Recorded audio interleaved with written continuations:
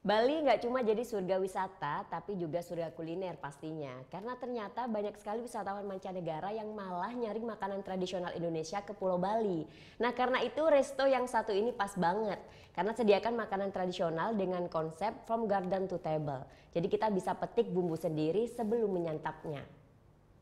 Iya, ini dia keindahan Pantai Brau. Nah, kawasan ini menjadi salah satu kawasan yang semakin berkembang dan juga sekarang ini menjadi kawasan destinasi wisata favorit terbaru di Pulau Dewata, Bali. Sekarang saya tidak hanya akan menikmati keindahan pantainya saja, tapi saya pun bakal jalan-jalan keliling Brau dengan menggunakan sepeda. Berjarak kira-kira 20 menit dari pusat kota Denpasar, kawasan Berawa kini mulai banyak dilirik wisatawan. Mulai dari sekedar bersantai di pantai, ataupun jalan-jalan cuci mata menikmati asrinya daerah ini.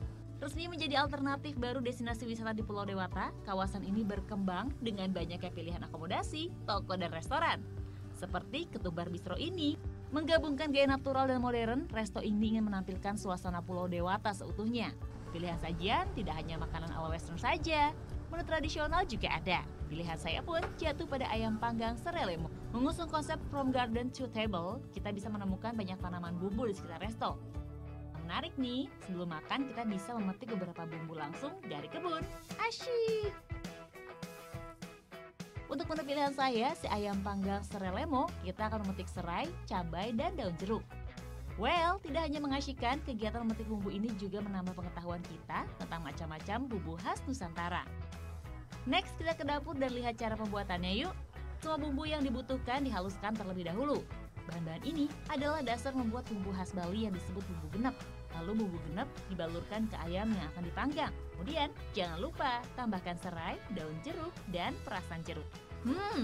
Aromanya aja nih, udah menggugah selera. Next, kita bisa tambahin sedikit garam dan ayam siap dipanggang. Setelah berwarna kecoklatan, ayam diangkat, lalu siapkan daun jati untuk membungkus.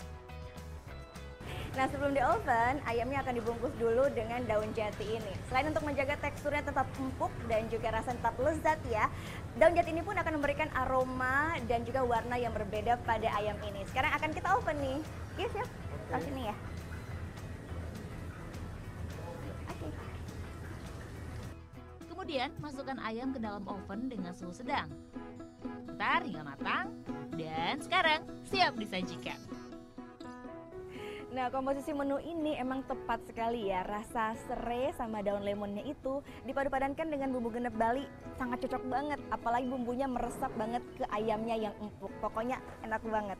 Nah, tapi ini agak sedikit pedas sih. Kalau pengen mencoba menu yang tidak terlalu pedas, bisa. Karena di sini pun disediakan gado-gado.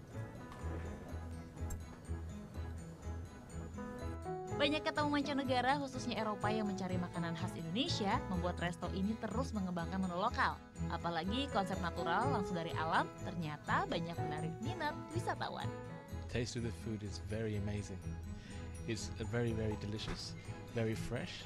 I think they grow the herbs in the garden around here, and so I see them picking all the herbs and sometimes flowers and put it in the food. It's very, very tasty. 50% makanan yang ditawarkan di Ketumbar Bistro adalah makanan Nusantara. Hal ini tidak hanya untuk menggait pelanggan, namun juga jadi wadah promosi makanan Indonesia ke mata dunia. Jadi kita ingin memperkenalkan go internasional untuk makanan-makanan khas lokal. Mungkin dari semua daerah ya. Jadi kita khususnya di Bali kita banyak bahan yang bisa kita olah dalam pembuatan menu yang kita bisa jual di restoran ini. Restoran ini buka dari jam 9 pagi hingga jam 10 malam. So, jika good people ingin mencoba menu-menu lezat di sini, cukup merogoh saku mulai dari 50 hingga 150 ribu rupiah. Gita Natalia, Andi Setiawan melaporkan untuk NET.